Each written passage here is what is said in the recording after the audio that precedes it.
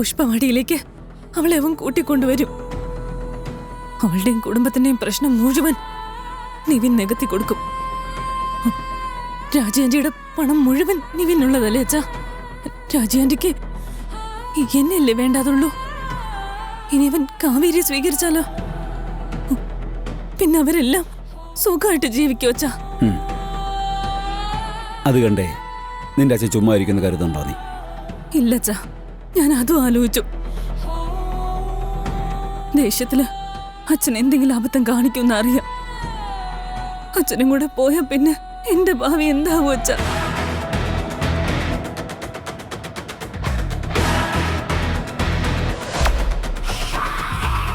എനിക്ക് കിട്ടിയില്ലെങ്കിൽ വേണ്ട അച്ഛാ. അവൾക്ക്, കാവേരിക്ക് മാത്രം നിവിനെ കിട്ടരുത്. മോളെ, അതിനൊക്കെ നമുക്ക് തീരുമാനം ഉണ്ടാക്കാം. എഴുന്നേറ്റേ, എന്റെ മോളൊന്നുമല്ല, കഴിക്ക്. എന്റെ വിഷമം അതൊന്നും അല്ല അച്ഛാ. ഇത്രയും സംഭവങ്ങൾക്ക് ശേഷം നിവിനെ ഞാൻ കാണുന്നതല്ലേ. കല്യാണ മണ്ഡപത്തില് എന്റെ കഴുത്തിൽ വെച്ച താലി എടുത്തോണ്ട് പോയതല്ലേ അവൻ. ആ സാഹചര്യത്തില് ഒരു പെണ്ണിന്റെ അവസ്ഥ എന്താണെന്ന് അവനും ആലോചിക്കണ്ടേ? നിനക്ക് എങ്ങനെയുണ്ട്, സുഖമാണോ എന്നൊരു വാക്ക് ചോദിക്കണ്ടേ അച്ഛാ? അവൻ കാരണം തട്ടി തൂവിപ്പോയ ജീവിതം കൈ പിടിച്ചല്ലേ ഒരു പെണ്ണ് മുന്നിൽ നിൽക്കുന്ന. അവനുണ്ടാക്കിയ വേദനയുടെയും സങ്കടത്തിന്റെയും അപമാനത്തിന്റെയും ഒക്കെ ഭാരമായിരിക്കും എന്റെ തലയില്. എന്നാലും അവൻ അതൊന്നും ഒരു പ്രശ്നമല്ലച്ചാ. അവൻ എപ്പോഴും കാവേരി കാവേരി കാവേരി.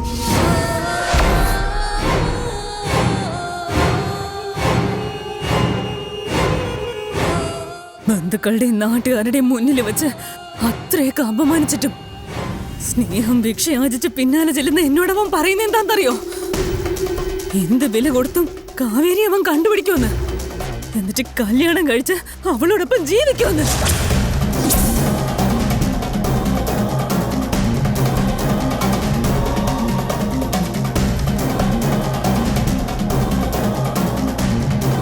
ഞാൻ മരിച്ചാ പോലും അവന് പ്രശ്നമല്ലെന്ന്.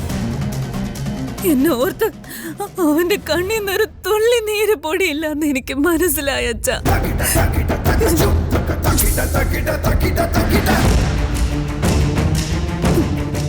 ഞാൻ മരിച്ച അവൻ അറിയാനും പോകുന്നില്ല. ഞാൻ ജീവിച്ചതോ അവൻ അറിഞ്ഞിട്ടില്ലല്ലോ.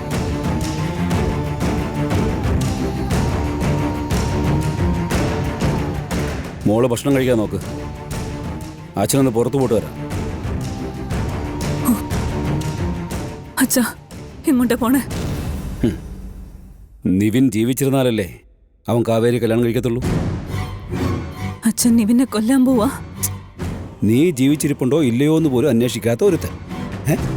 അവൻ ജീവിച്ചാലും മരിച്ചാലും നിനക്കും തോടി മോളെ.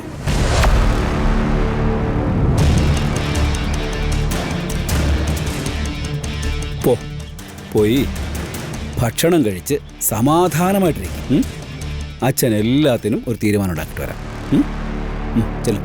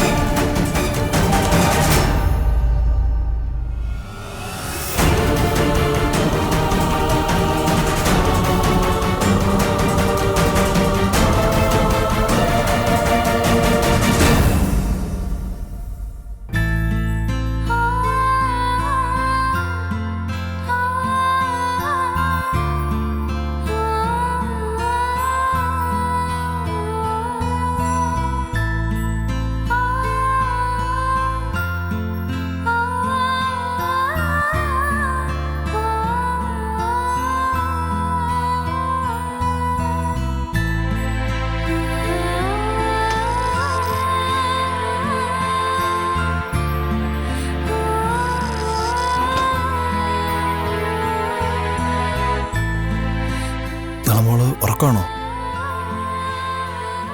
മോക്ക് ചെറിയ ശ്വാസം മുട്ടലുണ്ടായപ്പോൾ നേഴ്സ് വന്ന് ഓക്സിജൻ കൊടുത്തു.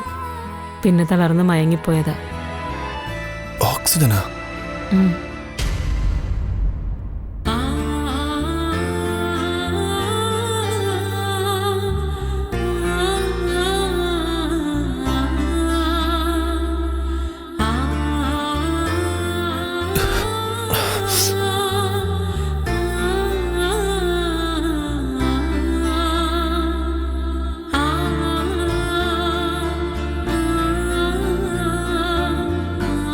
കാവേരി, ഒന്ന് പുറത്തേക്ക് വരാവോ?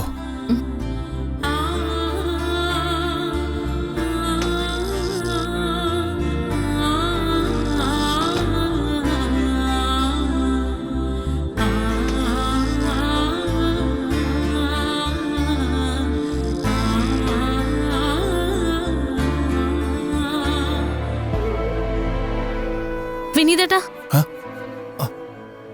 കാവേരി, കിഡ്നി കൊടുത്ത കാശ് കിട്ടും ഞാൻ കേട്ടിട്ടുണ്ട്. ഞാൻ ഈ ഹോസ്പിറ്റലിൽ അന്വേഷിച്ച് നോക്കട്ടെ. എന്താ വിനീതേട്ടാ ഇങ്ങനെയൊക്കെ? എന്താ ചെയ്യേണ്ടതെന്ന് എനിക്ക് അറിയില്ല കാവേരി. വിനീതേട്ട പണം പോയിന്ന് കരുതി ആവശ്യമില്ലാത്തൊക്കെ ചിന്തിച്ച് വിനീതേട്ടന്റെ ആരോഗ്യം കൂടി നശിപ്പിക്കല്ലേ. ഇനി എന്ത് നശിക്കാനാ കാവേരി? ഞാൻ എന്റെ മണ്ടത്തരം കാരണം നിങ്ങളെല്ലാവരും നശിപ്പിച്ചില്ലേ? പോട്ടെ വിനീതേട്ടാ. ഈ വീർപ്പൂട്ടൽ എനിക്ക് താങ്ങാൻ പറ്റില്ല കാവേരി. ഗംഗയോടെല്ലാം ഞാൻ തുറന്നു പറയാൻ തുടങ്ങിയതാ. എന്നാ അവക്ക് മുമ്പിലെത്തും അതിനുള്ള ധൈര്യം കിട്ടുന്നുമില്ല. ഗംഗേച്ചിയോടെ എല്ലാം പറഞ്ഞതുകൊണ്ട് എന്ത് പ്രയോജനം കിട്ടാനാ വിനീതേട്ടാ? ശരിയാ, എല്ലാവരുടെ മനസ്സിലെ സംശയങ്ങളും മാറിക്കിട്ടും. ഹോസ്പിറ്റലിൽ പണം അടയ്ക്കാത്ത എന്താണെന്നുള്ള ചോദ്യം പിന്നീടുണ്ടാവില്ല. പക്ഷെ പിന്നീട് എന്താ ഉണ്ടാവുക? വിനീതേട്ടനും ഗംഗേച്ചിയും വഴക്കിടും. വിനീതേട്ടൻ പറഞ്ഞ പോലെ വിനീതേട്ടൻ എങ്ങോട്ടെങ്കിലും പോവും. ഗംഗേച്ചിയുടെ ജീവിതം പിന്നെ എന്താവും? നിങ്ങൾ രണ്ടാളുടെയും ജീവിതം ഇങ്ങനെ ആയിപ്പോയല്ലോ എന്നോർത്തുള്ള ആദ്യ കൂടി അമ്മയുടെ ജീവിതവും പെട്ടെന്ന് കത്തിത്തീരും. കുടുംബം മൊത്തം നശിക്കും.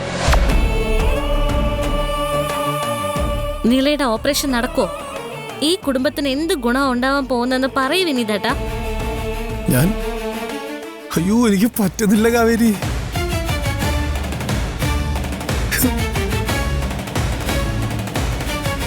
നിളയെ ഞാൻ എങ്ങനെ കാണുമെന്നറിയാലോ. അവളിങ്ങനെ ഹോസ്പിറ്റൽ ബെഡിൽ കിടക്കുമ്പോൾ ശ്വാസത്തിന് വേണ്ടി ബുദ്ധിമുട്ടുമ്പോൾ നീളെ കാണുമ്പോൾ വിനീതേട്ടന് അത്രയും വിഷമം ഉണ്ടാവുന്നെങ്കിൽ എനിക്ക് എന്ത് വിഷമം ഉണ്ടാവും ആലോചിച്ചാൽ മതി. പക്ഷെ ആ സങ്കടം മാത്രല്ല വിനീതേട്ട എൻ്റെ ഉള്ളില്. ഒരു തരം എസ്കേപ്പിസം. പ്രശ്നങ്ങളെ ഫേസ് ചെയ്യാതെ അതിൽ നിന്നൊക്കെ ഓടി ഒളിക്കാനുള്ള ഒരു തരം വ്യഗ്രത. വിനീതേട്ടൻ ഉണ്ടല്ലോ എന്നുള്ളത് ഇപ്പൊ ഞങ്ങൾക്കൊരു ആശ്വാസമാണ്. അതും കൂടി ഇല്ലാതാക്കി ഞങ്ങളെ ഒറ്റപ്പെടുത്തണമെന്നാണെങ്കിൽ ആയിക്കോ. അത് വിനീതേട്ടന്റെ ഇഷ്ടം. എനിക്കൊന്നും പറയാനില്ല.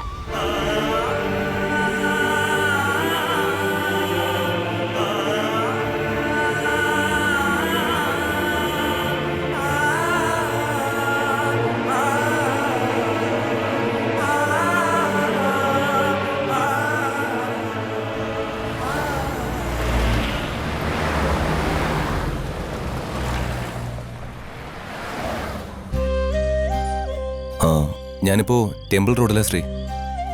നീ കഴിച്ചിട്ട് കിടന്നോ? ഞാൻ വരാൻ അല്പം വൈകും. അതേടാ, കാവേരി അന്വേഷിച്ച് തന്നെയാ. ഇതിനടുത്തുള്ളൊരു റോഡിൽ വെച്ചാ വിനീതിനെ ഞാൻ കണ്ടത്. ഇവിടെ എവിടെയോ കാവേരി ഉണ്ടെന്ന് എന്റെ മനസ്സ് പറയുന്നു. ശരിടാ, ഓക്കെ.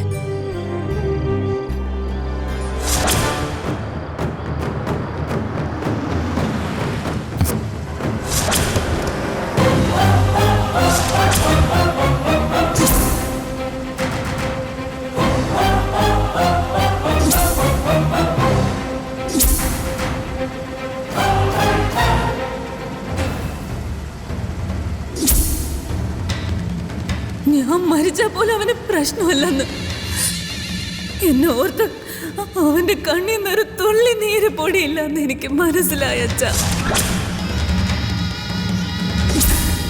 എനിക്ക് കിട്ടിയില്ലെങ്കിൽ വേണ്ട അച്ഛാ. അവൾക്ക് കാവേരിക്ക് മാത്രം നിവിനെ കിട്ടരുത്.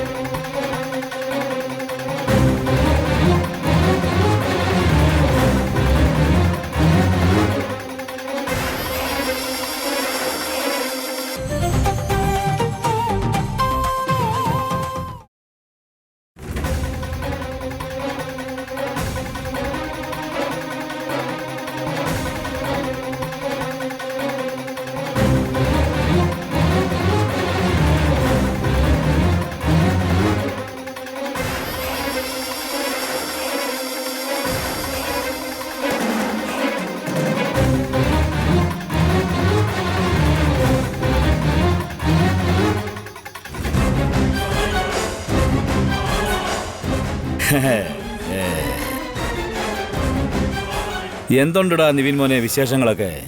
ഇതെന്താങ്കളെ ഫുൾ ഫാമിലി എന്റെ പുറകെ ഇറങ്ങിയിരിക്കണോ? നിങ്ങൾക്കൊന്നും വേറെ പണിയില്ലേ? കൊച്ചി പഠിക്കാൻ പോണെന്ന് പറഞ്ഞ് വീട്ടിൽ നിന്ന് ഇറങ്ങിയ നിനക്കേ ഞങ്ങളെയൊക്കെ തിരുവനന്തപുരത്ത് വെച്ച് കാണുമ്പോഴേ ഒരു ചമ്മലും വിഷമമൊക്കെ ഉണ്ടാകുന്നതേ സ്വാഭാവിക. പക്ഷേ അത് ഞങ്ങളുടെ കുറ്റം അല്ല. ഈ തിരുവനന്തപുരം നിനക്ക് പറിച്ചു കിട്ടിയിട്ടൊന്നും ഇല്ലല്ലോ. അത് തന്നെ അങ്കളെ എനിക്കും പറയാനുള്ളത്. ഈ തിരുവനന്തപുരം നിങ്ങൾക്കും പതിച്ചു കിട്ടിയെന്നോ അല്ലല്ലോ, ആണോ? കൊള്ളാം. ചെക്കൻ അങ്ങ് കയറി വല്ലാതെ അങ്ങ് വളർന്നല്ലോ. ഡാ, നിന്റെ വായിലേ പാൽക്കുപ്പി വെച്ചെന്ന കയ്യായത്. ഇതേ കൈ കൊണ്ട് തന്നെ നിനക്ക് വാക്കിലിടാനിട വരുത്തരുത്. അമ്മാവൻ മരുമകൻ സെന്റിമെന്റ്സ് ഒന്നുമേ എനിക്കിപ്പോ ഇല്ല, നീ ഓർത്തോ. ഈ അങ്കിളിന് ഇത് എന്തിന്റെ കേടാ? എന്റെ പിന്നാലെ നടന്ന് എന്തിനെ എങ്ങനെ ശല്യപ്പെടുത്തുന്നേ? നീ ആരടാ? പുഷ്പവാടിയിൽ ഒറ്റക്കൊമ്പനോ? എടാ, അമ്പലത്തിൽ വെച്ച് കണ്ടപ്പോഴേ നീ എന്റെ മോളോട് എന്തുകൂടാ പറഞ്ഞേ? അങ്കിളിനോട് പല തവണ പറഞ്ഞ തോറ്റ കാര്യം തന്നെയാ. ഞാൻ കല്യാണം കഴിക്കുന്നുണ്ടെങ്കിൽ അത് കാവേരിയെ മാത്രമായിരിക്കുമെന്ന്. ഞങ്ങൾ ഒരുമിച്ച് ജീവിക്കുമെന്ന്. അതുകൊണ്ട് അങ്കിളിന്റെ മോളോട് രാഗിണിയോട് പോയി വേറെ പണി നോക്കാൻ പറ. അതിനു വേണ്ടിയുള്ള നാടകമാണല്ലോ നീയും കാവേരിയും കൂടെ നടത്തിയത്. എടാ, നീ അടങ്ങി ഒതുങ്ങി വളരെ നല്ല കുട്ടിയായി കല്യാണ മണ്ഡപത്തിലേക്ക് വന്നിരിക്കുന്നു. പിന്നാലെ നിന്റെ മറ്റവള് വന്ന് കല്യാണം മുടക്കുന്നു. എന്നിട്ട് എന്റെ കുത്തിനെ പിടിച്ച് നിങ്ങൾക്ക് ജീവിക്കാനുള്ള പണവും വാങ്ങിക്കൊണ്ട് അവള് തിരുവനന്തപുരത്തേക്ക് അങ്ങ് പോവാ. പിന്നാലെ നീമച്ചങ്ങ് പിടിക്കുവാ.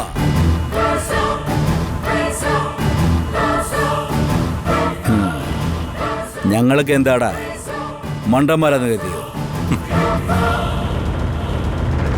സഹതാപുണ്ടങ്കിളെ. നിങ്ങളുടെ ചീഞ്ഞ തലച്ചോറിനെ ഇതിൽ കൂടുതലൊന്നും ചിന്തിക്കാനുള്ള ശേഷിയില്ല. ജയപാലിനെ വെറും രോമമാക്കി കളഞ്ഞില്ലടാ നീ.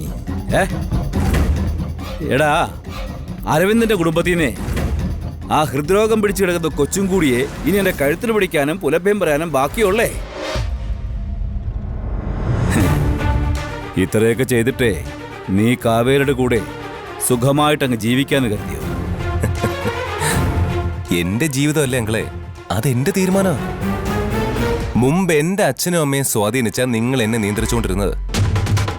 ആ ചരടെ ഇപ്പൊ നിങ്ങളുടെ കയ്യിൽ ഇല്ലാന്നോർത്തു. Now I am a free bird. എനിക്കിഷ്ടമുള്ള പോലെ ഇഷ്ടമുള്ള ആളുടെ കൂടെ ഞാൻ ജീവിക്കും. എടാ, അങ്ങനെ നീ എന്റെ മകളെയും അവഗണിച്ച് കളയാനാണെങ്കിലേ എടാ പിന്നെ ഞാൻ എന്തിനാ ജീവിച്ചിരിക്കുന്നേ? ഇപ്പോഴെങ്കിലും അങ്കിളിന് തിരിച്ചറിവുണ്ടായല്ലോ. Thank God. നിങ്ങളുടേതൊരു പാഴ് ജന്മം അങ്കിളെ. ഈ പടുമരം നീങ്ങി കിട്ടിയ നിങ്ങളുടെ മകളുടെ ജീവിതമെങ്കിലും നന്നാവും.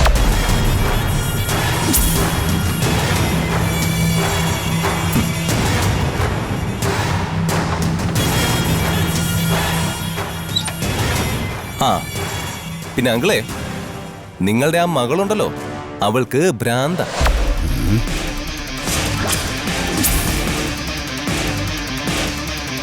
അക്കാര്യം അവൾക്ക് നിങ്ങൾക്ക് മാത്രമേ മനസ്സിലാവാത്തതുള്ളൂ. നെല്ലിക്കാത്തളമൊക്കെ ഫലിക്കുന്ന സമയം കഴിഞ്ഞു. ചങ്ങലക്കിട്ട് പൂട്ടിയിട്ടില്ല എന്നുണ്ടെങ്കിൽ നാട്ടുകാർ തല്ലിക്കൊല്ലും. ഇനി അങ്കിളിനെ കൊണ്ട് പൂട്ടാൻ പറ്റിയില്ലെങ്കിലും ദയവ് ഇത് എന്റെ പിന്നാലെ വിടരുത്. പോറ്റാൻ പറ്റിയില്ലെങ്കിലേ കഴുത്തില് കല്ല് കെട്ടി കയറ്റി താഴ്ത്ത്.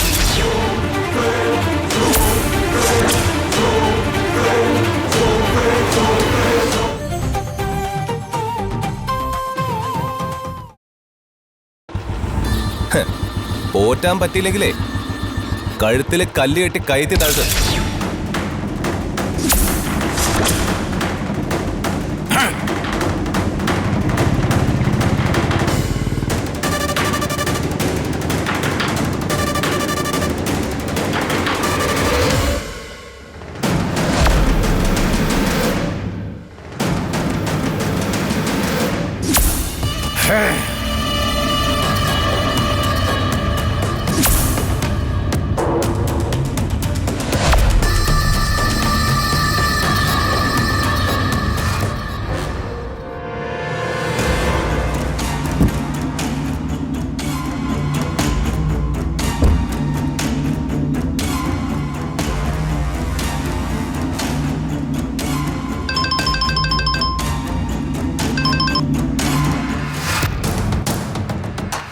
എനിക്കവനെ കിട്ടി മോളെ.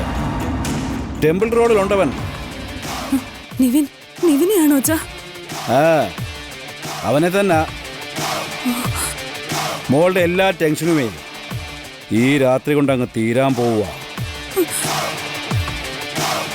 കാവേരി എന്നല്ല, ആരെയും കല്യാണം കഴിക്കാൻ അവൻ ഇനി ഈ ഭൂമിക്ക് മുകളിൽ ഉണ്ടാവില്ല. അയ്യോ അച്ഛാ, വേണ്ട, നിവിനെ കൊല്ലണ്ട അച്ഛാ. അവനെ എനിക്ക് വേണം. പക്ഷേ അവന് നിന്നെ വേണ്ടല്ലോടി. പ്ലീസ് അച്ഛാ, അവനെ കൊല്ലണ്ട. നിന്റെ ജീവിതത്തിലെ ഒരു പുഴുക്കുത്താടി എന്നും അവൻ. ഇനി അവൻ വേണ്ട. ജീവിക്കാനുള്ള ലാസ്റ്റ് ചാൻസും അവൻ തന്നെ പാഴാക്കി. പ്ലീസ് അച്ഛാ, പ്ലീസ്. ഡേ, അവനെ നിന്റെ മനസ്സിൽ പ്രതിഷ്ഠിച്ചത് ഞാനാ. നിന്റെ മനസ്സിനെ അവനെ പിഴുതുകളയാൻ അച്ഛൻ ഈ ഒരു വഴിയെ കാണുന്നുള്ളൂ. അവന്റെ ചിതയിൽ ചവിട്ടി മാത്രമേ എന്റെ മോൾക്ക് ഇനി ഒരു ജീവിതമുള്ളൂ.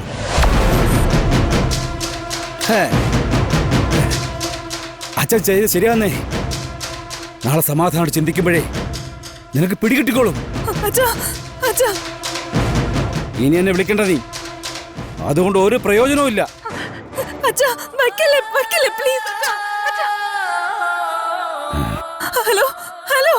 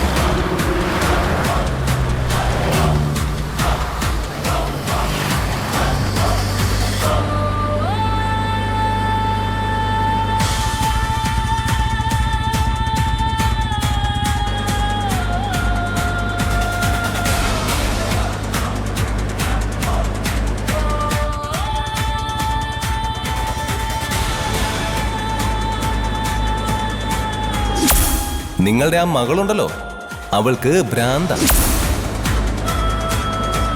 കാര്യം അവൾക്ക് നിങ്ങൾക്ക് മാത്രമേ മനസ്സിലാവാത്തതുള്ളൂ.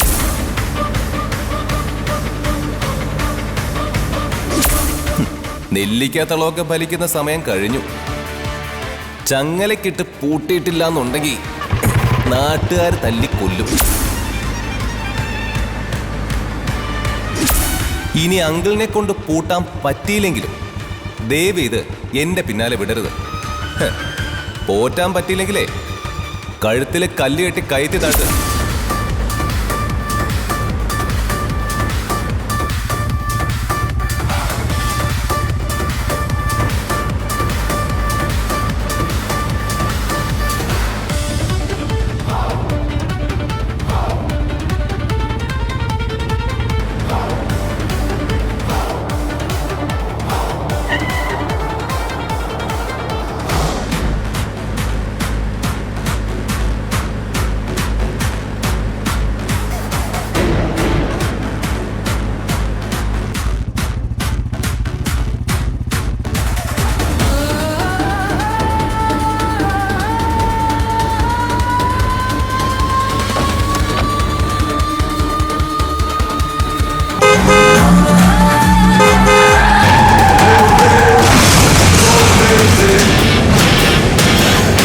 നിന്റെ കൈ വളരുന്നോ കാല് വളരുന്നോ എന്ന് നോക്കി നോക്കിയിരുന്ന കണ്ണാടാ ഇത്. ഈ കണ്ണുകൊണ്ട് നിന്റെ ചാവ് കാണാൻ വയ്യടാ.